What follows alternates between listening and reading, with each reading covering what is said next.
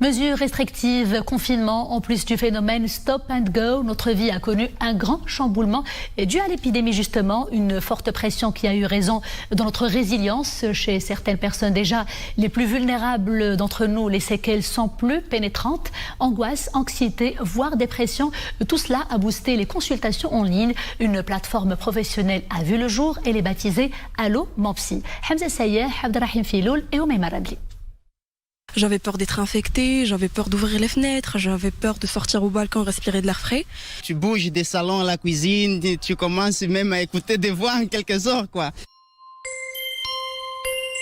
Entre peur de la vie sociale, de la maladie, angoisse, isolement et anxiété, 2 ans après, l'épidémie a mis à rude épreuve nos nerfs et notre équilibre psychique.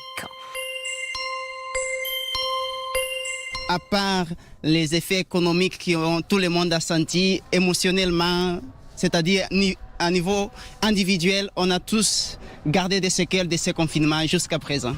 Et maintenant, avec l'ouverture des restaurants, je me disais que je vais pouvoir y aller, mais alors que pas du tout. J'ai peur et même quand j'y vais, je désinfecte tout, couverts, assiettes, même les verres, et c'est déplaisant. Et pour composer avec ce chamboulement, certains se tournent vers de la thérapie. De la e-thérapie. Est-ce que vous pouvez nous dire juste pourquoi vous avez choisi ce mode-là de consultation à distance ? Toutes ces psychoses et tout ce qui se passe autour du corona, la transmission du virus, je préfère, je pense que c'est plus safe de pouvoir le faire à distance. Ce jeune se fait suivre en ligne depuis un bon moment déjà. Des séances à distance à huis clos, mais auxquelles on a pu accéder avec l'accord du patient.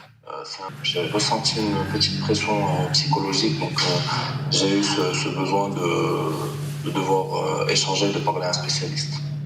Cette plateforme en ligne reçoit des dizaines de demandes par jour. Des personnes de toutes catégories et de tout âge. Les personnes qui viennent vers la plateforme sont des personnes qui ont besoin d'un accompagnement ou de prise en charge.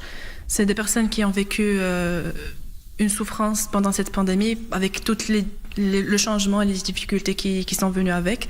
C'est des personnes qui ont aussi des responsabilités. Ils doivent ils doivent soutenir leur famille et garder une stabilité dans leur quotidien. Aussi des personnes qui sont âgées et qui ont toujours des difficultés à utiliser la plateforme et tout ce qui est digital.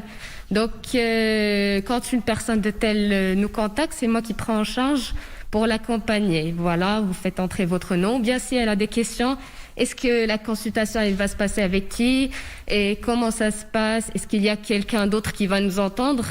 Mon rôle, c'est de l'assurer que tous les conditions respectent les codes déontologiques en psychologie. Dépression et anxiété, une épreuve pour notre santé psychique, voire mentale. Le recours aux médicaments peut être préconisé sous prescription d'un psychiatre. Antidépresseurs et anxiolytiques sont prescrits, mais avec un suivi médical. Au Maroc, l'achat des psychotropes a connu une hausse substantielle depuis le début de la pandémie.